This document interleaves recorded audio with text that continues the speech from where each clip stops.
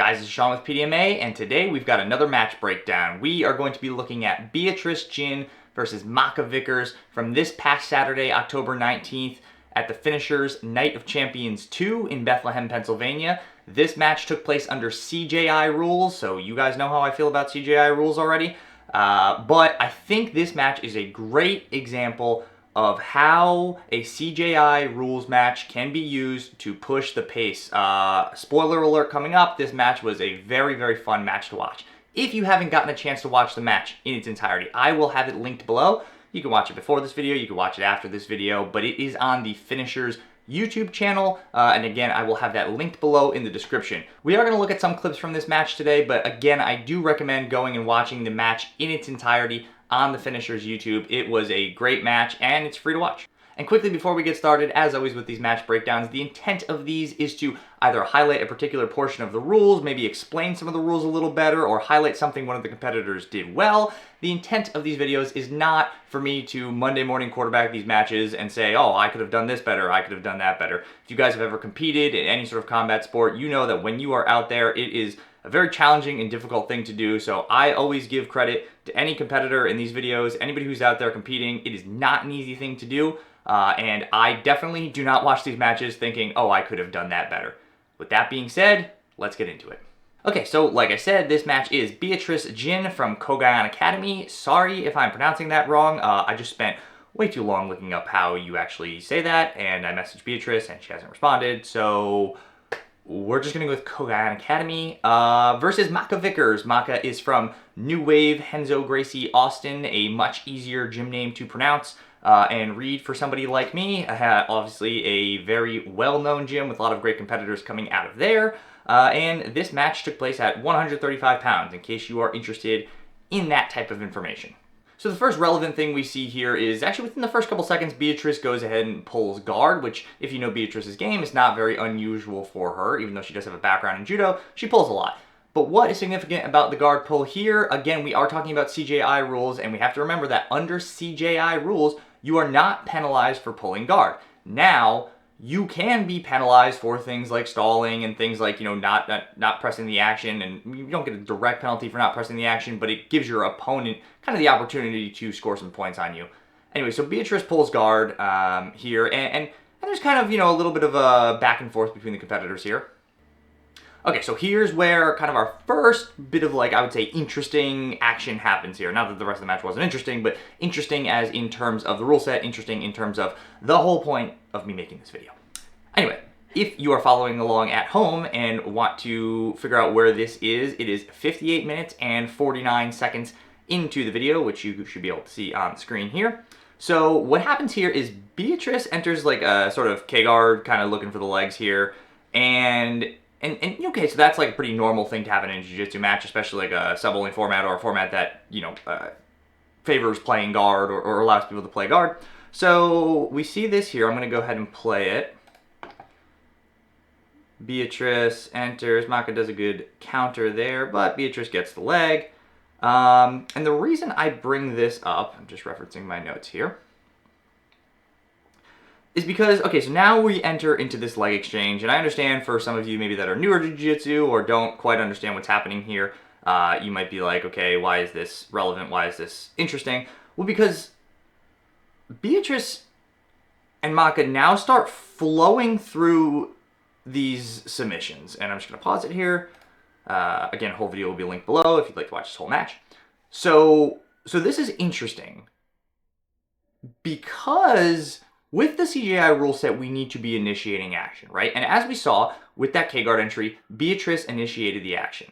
I'm also going to have a full copy of the CJI rule set linked below, which is, as far as right now, is the official copy of that rule set. It might change, but as of the time of making this video, that is the official rule set. And that official rule set states that the #1 judging criteria is initiating action. So we saw there that Beatrice, in her closed guard, went and entered K-guard, went to attack the legs. Now, what Maka could have done is simply defended the legs and backed out, but she didn't do that. She actually ended up defending the attack and re-attacking. So this is right where we left off. We see here Again, Beatrice, some heavy top pressure. And I'm not just going to let this play through, but we see some heavy top pressure from Beatrice. We see Maka continuously going for this leg attack, this re-attack. When she loses it, she re-attacks, obviously. Which will become kind of a common theme in this match for Maka, which I definitely don't think is a bad thing by any means, but I'm going to go ahead and pause it here. So the whole point of that was, and there's about 3 minutes left in the round, but this is more or less kind of what we see through the end of the round. So we see a round here with a lot of action. We see a round here that, in my opinion, was actually very fun to watch. If you are somebody who's a fan of technical jiu-jitsu, I thought this was a very interesting round to watch because Maka kind of grabbed onto that leg and did not let go. And there's a difference, right? When people grab onto submissions and don't let go, sometimes they're just kind of like grabbing on, or not even a submission, they're just grabbing onto a position and hanging on for dear life. That's not what was happening here. Maka was continuously attacking, and on the other side of the coin, Beatrice was continuously trying to break that grip so that she could pass. So both women are kind of more or less doing what they're supposed to do under the rule set, which I know, especially if you're newer to the sport, might seem like, okay, so this dude's highlighting two people that are like doing what they're supposed to do. But you'd be surprised about how often people do not do that. So anyway, like I said, this kind of takes us through to the end of the round. Now, Beatrice ends up winning this round. She gets a 10-9 from each of the 3 judges. Now, if you were watching this match with the commentary on, you might say, actually, Sean, you got that wrong. Maka got the nod of 1 or 2 of the judges, and that is actually incorrect. So there was just an issue with the commentary, some sort of misunderstanding between the judges and the commentators. I cleared this up. I spoke with one of the judges that was there. He showed me the official scorecard, and each of the judges, when this round ended, had it at 10-9 for Beatrice Jin. Now again, if we're looking at the CJI rule set, there's a reason why that happened. There was a lot of action in this round. And if either of these women had been involved in like so much action, or in that type of action, or the amount of action that they were in basically like any other kind of situation, they probably would have had a good claim to winning that round. But Beatrice won this round because she initiated the effective action, and that is the first and most important scoring criteria under the CJI rule set. All right, we're going to start at the beginning of round 2 here, so I'm going to go ahead and play this on the screen. So here we see Beatrice Jin pull guard again. She did that in the first round, she's doing that in the second round, but I want you to see what happens next. So they are doing a little kind of hand fighting. Maka is trying to pass the guard, and right here, Beatrice is looking to enter into an arm saddle. Now, this is something that happened that I think is a great opportunity for us to talk about some of the nuances of the CJI rule set. So you keep hearing me say, initiating effective action, initiating effective action, initiating effective action. So what is an effective action? Well, I don't have an answer for you. Yeah, but I do and I don't. I was kind of joking, but like it is in the eyes of the judges. But here's the thing. At some point in any scoring criteria, there's going to be judgment calls that need to be made. So when I see here, Beatrice pulled, they kind of got engaged with each other. Maka tried to set up a pass. Beatrice is trying to establish a guard. We see here Beatrice sort of getting ready to enter this arm saddle position. So let's look what happens next. Maka's doing a good job of keeping that foot controlled because she doesn't want Beatrice to step it over the head. That's going to put Beatrice in a good position for an armbar or any sort of submission there. And so Beatrice decides to change her plans. So I'm going to pause it there. So what does that mean? Well, had Beatrice pulled to an arm saddle, I would be tempted to call that an effective action. Beatrice pulled, attempted to get to the arm saddle, and it was unable to do so, due to Maka playing defense. Is that an effective action? So I think that's kind of highly dependent on how the match is going. If I'm scoring this match, the nice thing about the CJI rule set is I can take a note and decide at the end of the round if that was an effective action or not. So that's kind of the point I want to make here, is that keep in mind when you're watching something that's under the CJI rule set, you might see something and go, oh, not an effective action. But as it plays out, you realize that action was an effective action. And that's kind of what I like about the CJI rule set, is that the action itself is kind of, is it effective? Is it ineffective? Well, it kind of depends on what happens next. And as we see here, or as we're going to see here, Maka did a really good job of shutting that position down. I think Maka, she knew what was coming. She shuts that position down. She's currently, as I pause this, she's on Beatrice's legs. And as we're going to see in a second, it's going to lead to, well, let's just watch. Let's see what happens.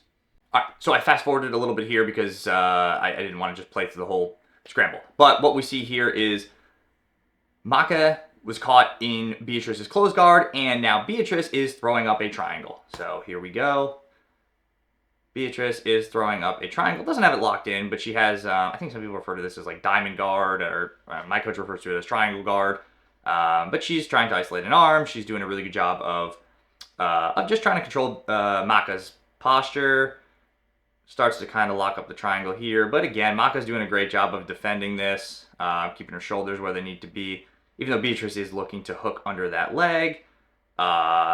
Something happens here that I want to talk about.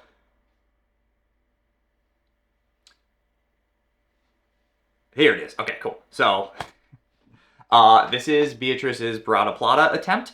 Now, two reasons I want to talk about this. One, because we need to talk about that triangle attempt and the Barada Plata attempt in terms of scoring. So let's talk about that because it's the more important reason I want to talk about it. So, in the CJI rule set, scoring criteria number 2 talks about close submissions. Now, that triangle, again, we're walking this line of, was that a close submission attempt? Now, and to be honest with you, in this case, I don't quite think we can call it a close submission attempt. She never got her foot locked. Maka kind of had her posture for a lot of it. Beatrice was breaking it down, but Maka was able to posture up. Beatrice was doing a great job attacking that, but I just think that Maka held it off long enough that I don't know that we can call it a close submission attempt. But don't forget that this rule set kind of allows us to have that little bit of nuance. Now, Beatrice enters this Barada Plata attempt. Is this a close submission attempt? Well, if you ask Beatrice Jin herself, she would say no, because when I posted on Instagram that I was going to make this video, she messaged me and she said, hey, make sure that when you cover this part, you tell people which way the Barada Plata is supposed to go. Now, I'm not going to get a training partner back here and demonstrate a Barada Plata. One, because I'm making a YouTube video. And two, there's better people out there than me that have made instructionals on that. So I'm a fan of the Barada Plata, but I'm definitely not the world's leading expert. I actually think Beatrice is a lot better at them than me, but, she wanted me to bring that up here. So Beatrice tries that Barada Plata here. Again, is it a close submission attempt? If I'm a judge, I don't know that I'm calling it a close submission attempt, but I will say that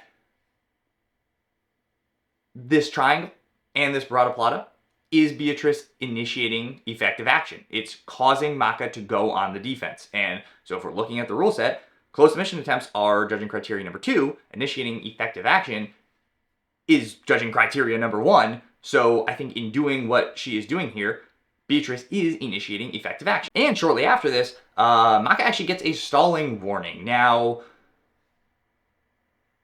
could it be argued that it was a weird time to call stalling? Yes. Could it be argued that it was a good time to call stalling? Yes. Am I going to make that argument for either side of them? No, because I wasn't the judge and I wasn't watching this live and I really couldn't get a feel of the pace. I understand the call here for sure. I think obviously Maka was not moving forward. She was on the defense a lot. But was she stalling by sitting in Beatrice's close guard and then kind of accepting that triangle position? And by accepting, I don't mean like she was letting her do it, but she wasn't initiating any offense, and Beatrice was obviously on the offense here. Maka seemed to be pretty planted. I'm sure, the shock of somebody throwing up 2-3 submission attempts on you, you kind of have to figure out what's going on, and a common response to that, even in high-level jiu-jitsu, is to like, okay, get my base, where am I, what's going on, I gotta work my way out of this, and Maka does receive the stalling warning there, which I will point out will be her only one, or the only stalling call for both women in the rest of the match. All right, and we're going to fast forward to here. This is at 1 hour, 6 minutes, and 39 seconds into the video, just to show where here Beatrice does go and she's isolating a leg. She goes for this knee bar here. Maka with a good leg lock defense. I have seen, oh, she switches legs. I didn't even notice that. So Beatrice actually switched legs that she was attacking there. Get into Maka trying to attack the legs, and this is going to lead to, well, I'll just tell you. Maka ends the round with a straight ankle lock attempt, which I think is a very smart way to end a round, not just because you're going for the finish, but again, submission attempts count in the judge's eyes.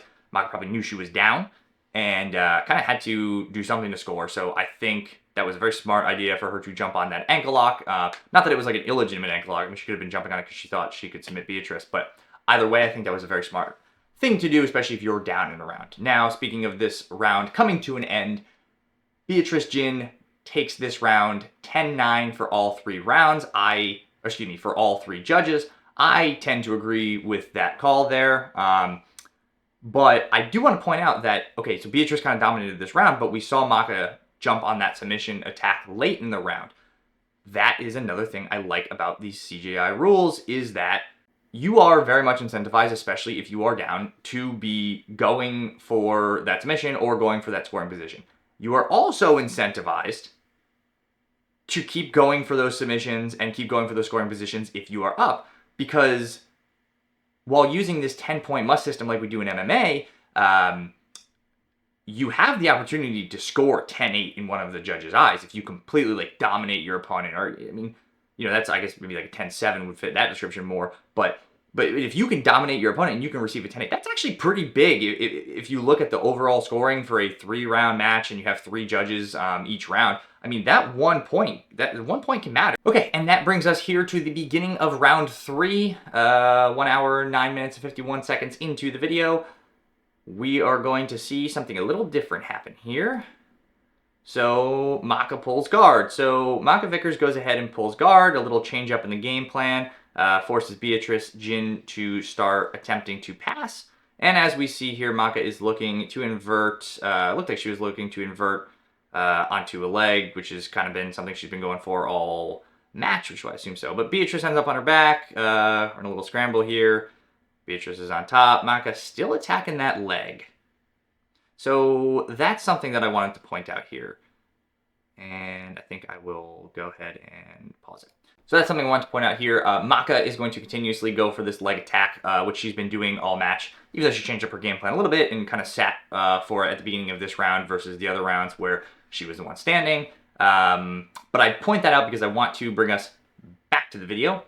Right around 3 minutes left in round 3. All right, sorry if the transition to this part of the video was a little rough. I had recorded it and then got hit with a political ad. So now I have to re-record that. Not a big deal. I recorded like 10 seconds of it. But anyway, we're back in the match. 3 minutes, 5 seconds left in round 3. We see here Beatrice Jin on the bottom, Maka Vickers on top. Beatrice comes over for her leg attack. Very nice leg entry there. Maka settles kind of into this position. She looks pretty comfortable. Both these women look very, very comfortable in these leg exchanges, I will say. It's kind of what you get with high-level competitors. They're not freaking out if they don't think a submission's imminent. Even if they do think a submission's imminent, freaking out, this isn't going to help anything. So we see them here in this leg exchange. Oh, and Maka has the Black Triangle rash guard on. I think she's sponsored by them. They're a very cool company. Another veteran-owned company. Go support them. I don't think I can say what they sell on YouTube, but they're a very cool company. Anyway, not here to not sponsored, by the way. Just a free ad there, Black Triangle. So we are going to move a little forward in this round. Okay, I lied. It's actually coming right up. So we see here, again, a lot of leg play. Beatrice decides to come up here. And, okay, that's what I wanted to talk about right there. At 2 minutes and 41 seconds left in round 3. 1 hour, 12 minutes, and 10 seconds into the YouTube video. By the way, the reason I keep giving the YouTube video time, I should have said this earlier, is because the smooth comp clock got a little messed up at some points. So it's just a little more reliable. So anyway, Maka is on Beatrice's leg here, and this is where Maka is going to stay. Now, I assume, I didn't speak with Maka or her coaches, I assume the strategy here was, you know what? We gotta win. We're down 2 rounds. You're good at leg attacks. Let's do some leg attacks. So we're gonna see Maka go for that. Okay, so I'm gonna stop it here because this position here is kind of a good summation of what we see for the rest of the round. We see Maka attacking Beatrice's leg, or at least attempting to attack Beatrice's leg, attempting to free up that leg so she can initiate her own leg attack. And we see Beatrice Jin on top, basically stopping the submission. Similar to the first round, not necessarily being able to escape fully from it, but she does do a good job of staying heavy, not allowing Maka Vickers to invert under her. And that is going to basically take us to the end of the round. And so I guess spoiler alert if you haven't watched it yet, but that takes us to the end of the round where Beatrice Jin, again, gets 10-9 from all of the judges. Beatrice Jin wins this 30-27 from all of the judges in the decision win under the CJI rule set. That is 3 10-9 rounds from each of the judges. Now, this match wasn't like some of the other matches I've covered before. This match wasn't like super controversial on Reddit. This match, there wasn't a ton of talk about it because it was at a smaller organization, smaller relative to like ADCC or IBJJF or something like that, or One Championship, which I've covered. But I wanted to cover this match because I just wanted to point out a couple things in the CJI rule set that went really well, in my opinion. I think a lot of times I spend a lot of time in these videos talking about what didn't go well, and I think this is just a good opportunity to point out some things that went very well. I thought this was a very fun match to watch. Both women, great competitors. I thought they both did a great job here. I believe Maka Vickers is a purple belt, if I'm not mistaken, at New Wave, but she's super athletic, super talented, and Beatrice Jin is a black belt, a recent black belt. So, I mean, these two women, they compete a ton. If you want, go ahead and watch their other matches. I'll have both of their social medias linked below if you would like to follow them and keep up with their careers. I recommend it if you are a fan of good jiu-jitsu. All right, and as always, now it's time to hear from you guys. Let me know in the comments, what did you guys think of this match? What do you guys think of the CJI rule set? And what other matches do you want me to break down? I've done a couple within the CJI rule set. I think it's fun. I think it's something that I understand, but I'm always looking to go kind of outside my comfort zone. I've done a One Championship, one of these. We have Who's Number One coming up. If there's any matches that take place that you guys want to see a breakdown on, similar to this, maybe a match with a controversial decision, that's kind of what I've done in the past, let me know in the comments below. It doesn't have to be something that happened recently. And if you guys enjoy this style of content, please just go ahead and click that subscribe button. That is what lets me know that I'm making the kind of content you want to watch. I have a whole playlist of match breakdowns that I'm going to have linked on the screen at the end of this video. With that being said, I just want to say thank you guys very much for watching, and I will see you next time.